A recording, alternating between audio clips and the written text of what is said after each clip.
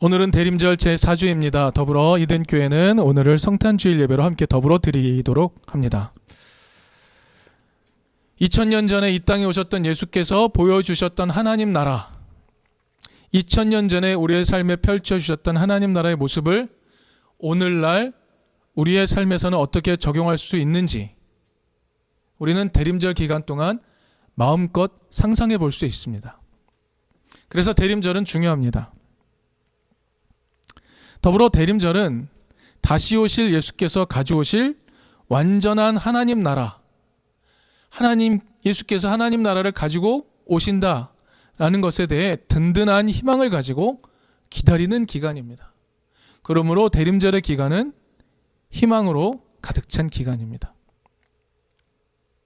그래서 대림절의 키워드는 희망이라고 할 수 있습니다. 그리고 내일은 성탄절입니다.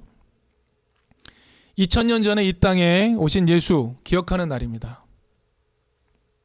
그런데 많은 사람들은 이 날의 의미를 선물이라고 생각하는 것 같습니다. 그런데 저는 좋은 기억법이라고 생각합니다. 예수님의 오심을 선물로 기억하는 것.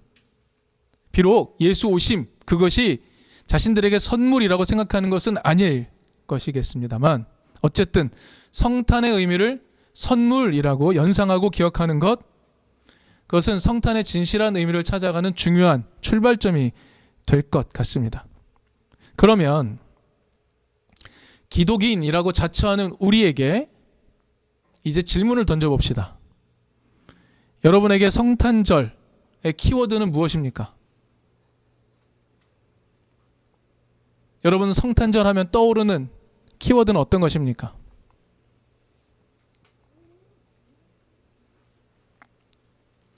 성경은 평화라고 말하고 있는 것을 볼 수 있습니다. 오늘 말씀을 살펴보면 평화에 대해 이야기가 나옵니다. 그리고 말씀을 기억해 보시면 그 평화를 누릴 특정한 집단을 소개하고 있습니다. 바로 주님께서 좋아하시는 사람들에게 평화가 있다고 하십니다. 여러분, 예수님, 우리 주님, 하나님은 어떤 사람을 좋아하실까요? 이 말씀을 단초 삼아서 예수 오신 날 선포된 그 평화가 누구를 통해 이루어지는지 함께 살펴보면 좋겠습니다. 복음서 중에 예수 탄생의 이야기를 담고 있는 복음서 어디입니까? 마태복음과 누가복음입니다. 이 두 복음서는요, 비슷한 시기에 기록된 것으로 보입니다. 그러나 각기 다른 곳에서 다른 대상을 향하여 기록된 것으로 보입니다. 그런데 재미있는 것이 있습니다. 이 두 복음서 중에 어떤 게 먼저 기록되어 있는지 알 수 없고 서로가 서로의 복음서의 내용을 알고 있었는지 알 수 없습니다. 하지만 두 복음서는요, 그 내용에 있어서 참 많이 겹칩니다. 동시에 서로 예수 이야기를 설명하기 위해서 갖고 있는 태도가 많이 다릅니다. 삶의 자리가 너무나도 다른 거죠. 이 두 복음서만이 담고 있는 이야기는 예수 탄생 이야기 말고도 족보 이야기도 담고 있습니다. 눈여겨볼 만한 대목입니다. 마태복음은요, 1장 1절에서 17절까지 족보를 기록하고 있는데요, 아브라함에서부터 예수에게까지 족보를 기록하죠. 그러나 누가복음은 3장 23절, 38절까지 예수로부터 아담까지의 족보를 기록합니다. 비슷한 내용을 담고 있지만 그 시각이 정반대인 거죠. 누가복음과 마태복음은 이렇게 다른 시각을 담고 있습니다. 그리고 이 두 복음서만 담고 있는 예수 탄생의 이야기에서도 그 분위기가 완전히 반대입니다. 마태복음에 등장하는 예수 탄생의 이야기, 기억나시는 대로 한번 상기해 봅시다. 마태복음에 등장하는 예수 탄생 이야기에 등장하는 등장인물들은 어떤 사람들입니까? 헤롯 왕이 등장하고요, 동방박사가 등장을 합니다. 모두 힘 있는 사람, 유력한 사람들입니다. 그들이 아기 예수를 경배하기 위해, 그렇죠? 그렇다면 아기 예수께서 태어난 장소는 어떻다고 설명을 하고 있을까요? 마태복음은 이렇게 설명합니다. 동방 박사가 예수께 경배를 드릴 수 있을 만한 공간이 있는 집이라고 소개합니다. 집입니다.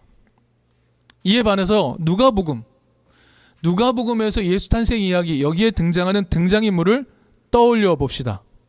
어떤 사람들이 등장했죠? 목자들이 전부입니다.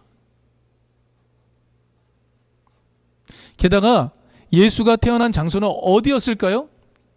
오늘 말씀을 통해 유추해 볼 수 있는데 목자들이 달려가 찾을 수 있는 길 위였습니다. 마태복음에 등장하는 이야기를 잠깐 추적해 보죠. 마태복음에 등장하는 그 유력자들, 이 예수 탄생 이야기에 대해 반응하는 그 반응은 어떤 것이었습니까? 동방에서 찾아온 박사들이요, 헤롯을 찾아옵니다. 그리고 다짜고짜 묻습니다. 유대인의 왕으로 나신 이가 어디 계십니까? 유대의 왕으로 자처하는 헤롯에게 가서 유대인의 왕이 나셨는데 어디입니까? 라고 묻습니다. 이것이 보여주는 사실이 있죠. 동방에서 온 사람들, 그 사람들은 무시할 수 없는 사람들이라는 것. 그들은 메소포타미아 지방에서 온 사람들, 다시 말해 유대 왕으로 자처하던 헤롯도 무시할 수 없을 만한 수준의 사람이었다는 겁니다. 그들이 뜬금없는 질문을 던집니다. 헤롯은 당황하죠. 그래서 대제사장들과 바리새인들을 불러 모아서 장소가 어딘지 묻습니다. 베들레헴입니다 라고 이야기하죠. 동방박사에게 그 위치를 알려줍니다. 그리고 아기를 찾으면 자기에게도 알려달라고 말합니다. 나중에 찾아가 죽일 심산이었죠. 마침내 아기 예수를 찾아서 만난 동방박사들, 꿈에서 천사들이 나타나 헤롯에게 돌아가지 말라는 지시를 받고 다른 길로 자기 나라로 돌아갑니다. 이 사실을 알게 된 헤롯 어떻게 하죠? 헤롯은 베들레헴 중심으로 가까운 온 지역에서 2살 이하의 아이를 다 죽이도록 만듭니다. 여러분, 마태복음에서 말하는 예수의 탄생은 어떤 느낌입니까? 마태복음에서 말하는 예수의 탄생은 당대 권력자들을 두렵게 만드는 소식이었습니다. 예수의 탄생은 권력자들을 두렵게 만들었습니다. 그들이 가지고 있는 권력이 아무것도 아님을 드러내는 것이었습니다. 사람의 생명을 가볍게 여기는 권력자들이 마침내 무너져 내릴 것을 알려주는 것이 예수 탄생의 이야기였습니다. 이것이 마태복음이 소개하고 있는 예수 탄생의 이야기입니다. 그러나 그와 달리 누가복음은 어떻게 이야기하고 있나요? 시대의 약자로 대변되는 목자들을 통해 이야기를 전합니다. 이 목자들의 반응은 어떠했나요? 우리가 말씀을 추적해 보면서 한번 잘 살펴볼 필요가 있습니다. 오늘 우리는 이 목자들의 반응에 집중해 보려고 합니다. 예수께서 태어난 동네를 베들레헴이라고 말합니다. 베들레헴은 추억의 도시입니다. 잘 나갔던 도시, 그러나 지금은 망해버린 도시, 권력의 중심지가 아니었습니다. 권력의 중심은 예루살렘으로 다 넘어가 버렸죠. 학자들이 연구를 해보니까 당대 베들레헴에는요 300명 정도만 살 수 있는 동네였다고 해요. 그리고 그 동네는 그저 최하위 직업으로 여겨지는 목자들이 드나드는 동네였던 겁니다. 당시 목자라는 직업, 어떤 직업이었을까요? 자기 집을 가질 수 없는 사람들, 정착할 수 없는 사람들, 심지어 소작조차 할 수 없는 사람들이었습니다. 살기 위해서 사람들이 더럽게 여기는 양과 염소를 대신 돌보며 살아가야 하는 사람들이었습니다. 그들에겐 일정한 거처가 없습니다. 그들은요 자연적으로 형성된 동굴에 지푸라기 깔고 자야 되는 사람들이었습니다. 그래서 목자들이 지금 들판에 나와 있는 겁니다. 그게 그들의 삶의 자리입니다. 아무도 그들의 삶의 자리를 돌봐주지 않는 사람들, 목자들입니다. 그런데 누가복음은 그들이 예수 탄생의 최초 증인이라고 소개하고 있습니다. 이 상징은 매우 중요합니다. 왜냐하면 그들이 바로 예수 탄생 사건의 가장 중요한 첫 번째 수혜자가 되기 때문에 그렇습니다. 천사들이 내려와서 목자들에게 말했습니다. 너희들에게 구주가 났다는 겁니다. 구주, 구원해 줄 사람이 나타났다고 합니다. 목자들에게 구원은 어떤 것이었을까요? 목자들은 어떤 구원을 바라고 있을까요? 당대의 가장 약자들은 어떤 구원을 바라고 있는 것일까요? 민족의 독립, 해방 같은 것이었을까요? 정치 체제가 변하는 것이었을까요? 아니었을 겁니다. 그들에게 구원은 어떤 것이었을까요? 땀 흘려 일하면 적정한 소득을 얻을 수 있는 직장을 얻는 것, 몸을 누일 수 있는 따뜻한 방 얻는 것, 눈치 보며 먹지 않아도 되는 오늘의 양식을 얻는 것, 그것을 얻는 것이 구원이었을 것입니다. 그들의 구원은 거대한 것이 아니었습니다. 그런데 그것을 이루어줄 구주가 왔다라고 이야기합니다. 게다가 천사들이 놀라운 찬양을 하죠. 땅에서는 주님께서 좋아하시는 사람들에게 평화가 온다라는 겁니다. 평화. 당시에 평화라는 용어, 누가 독점하던 용어였을까요? 로마가 독점하던 용어입니다.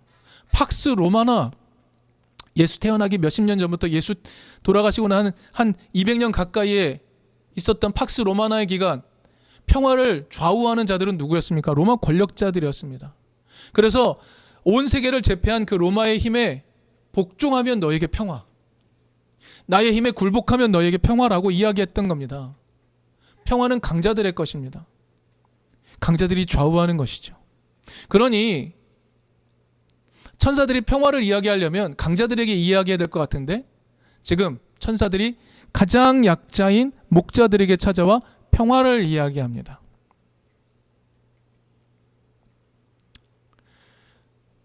평화 어떻게 상상이 되십니까? 억압에서 풀려나는 것? 그런 걸 말하는 것일까요? 만약에 그런 평화라면 천사들은 권력자들에게 가서 이야기를 해야죠. 억압하지 마라. 사람들에게 자유를 주어라. 이렇게 말했어야 할 것입니다. 그런데 천사는 아무 힘 없는 목자들에게 평화를 말합니다. 너희가 가서 주님께서 좋아하시는 사람들에게 평화가 올 것이라고 이야기를 해주라라고 말합니다. 평화의 메신저가 되라고 말하는 겁니다. 여기서 중요한 깨달음을 얻을 수 있습니다. 평화는 누가 만들어가는 것입니까? 평화는 약자들이 만들어가는 것입니다. 오늘 메시지가 우리에게 알려주는 것은 그것입니다. 약자로 오신 예수가 만드는 것이라고 알려주고 있습니다. 그리고 그 약자를 발견하는 너희가 만들어가는 것이다라고 알려주고 있는 겁니다. 천사는 목자들에게 이렇게 말했습니다. 한 갓난아기가 포대기에 쌓여 구유에 뉘어 있는 것을 볼 터인데 이것이 너에게 주는 표징이라고 말합니다. 자, 이 말을 들은 목자들 어디로 찾아갈까요? 베들레헴으로 찾아가서 어디로 찾아갈까요? 구주가 구유에 태어나셨다고? 말도 안 돼. 뭐 이렇게 생각하며 갔을까요? 성경을 보면 그렇지 않았던 것 같습니다. 그들은 촌동네인 베들레헴으로 달려갔습니다. 그들이 예수를 찾아 떠납니다. 만약에 이 한밤중에 예수가 어느 집 안에 들어가서 있는 것이었다면 그들은 예수를 찾기 위해 사람들 집 문을 두들겨야 했을 것입니다. 여기 두들겨보고 아기가 없다면 또 다른 곳으로 가는 것이죠. 그러면 수많은 사람들에게 민폐를 끼칠 수밖에 없었을 것 같아요. 근데 성경은 그런 스토리를 소개하고 있지 않습니다. 왜냐하면 예수는 말 밥통에 누워있기 때문이죠. 물론 고대에 유대인들이 살았던 집의 구조를 살피면 1층에 목자가 가축이 살 수 있는 공간이 있고 2층에 산다 이런 집들이 있었지만 잘 사는 집일 뿐입니다. 대부분의 집은 그렇지 않았습니다. 집 밖에 가축을 풀어놓고 지내는 동네였습니다. 그들은 천사의 소식을 듣자마자 아기를 찾아갑니다. 왜 찾아갔을까요? 그들은 상상할 수 있었습니다. 지금 아기가 태어났다고? 구유에 누워 있다고? 그러면 분명히 차디찬 길바닥에 놓여 있을 텐데. 엄마가 아기를 낳았다고? 자기 몸을 제대로 돌볼 수도 없을 텐데. 이 불쌍히 여기는 마음을 갖고 목자들은 달려갑니다. 누군가 홀로 길 위에서 아기를 낳고 아무도 나를 들여 보내주지 않는 그 참혹한 현실을 한탄하며 울고 있지 않을까? 그를 위로하기 위해 급히 달려가는 겁니다. 아기가 태어났다는데 그 아기가 안전할 수 있을까?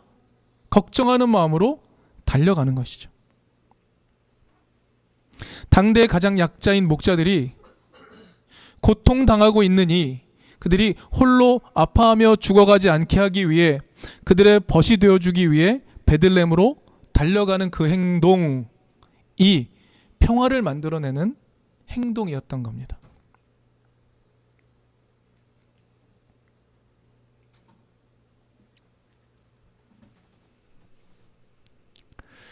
성탄절에서 우리가 생각해야 될 주인공, 물론 예수님이죠. 그러나 그 예수님 이외의 사람들 중에 우리는 누구를 기억해야 될까요? 이름 없는 그 사람들, 목자들, 약자들. 이름 없는 그 사람들이 성탄을 가장 의미 있게 만든 주인공들이었다는 것을 기억할 필요가 있습니다. 목자들은 자신의 처지와 같은 삶을 살아야 하는 갓난아기의 등장을 불쌍히 여겼습니다. 그 아이에게 생명을 나눠주기 위해 자신의 것을 내어주러 달려가는 이름 없는 목자들. 그 목자들이 성탄을 가장 의미 있게 만든 겁니다. 그렇게 약자들이 누군가 홀로 들판에서 참혹한 현실을 한탄하며 울지 않게 만드는 것, 그것이 평화를 가져옵니다.